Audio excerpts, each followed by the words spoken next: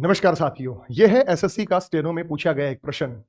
देखो, जिस भी प्रश्न के अंदर फेस की डायरेक्शन निकालनी हो, और फेस की डायरेक्शन भी दो, शुरू में फेस की दिशा निकालनी हो या आखिर में निकालनी हो, दोनों अलग अलग चीजें हैं।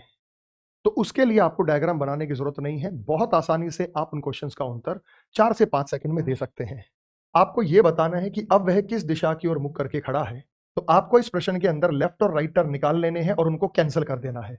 जैसे ये रहा आपके पास राइट, ये रहा आपके पास लेफ्ट। एक हमारे पास राइट है, एक हमारे पास लेफ्ट है। आप ये बात जानते हैं कि राइट और लेफ्ट एक दूसरे का अपोजिट होता है, तो राइट से लेफ्ट कैंसिल हो गया, राइट से लेफ्ट कैंसिल हो गया, तो नॉर्थ था तो नॉर्थ ही बचेगा। Answer option number D.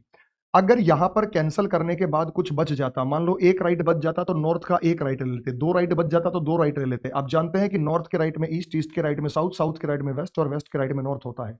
Waste के लेफ्ट में साउथ, साउथ के लेफ्ट में ईस्ट और ईस्ट के लेफ्ट में नॉर्थ होता है। लेकिन यहां कुछ नहीं बचा, तो आंसर जो होगा वो नॉर्थ होगा। अगले सवाल पर आ जाइए।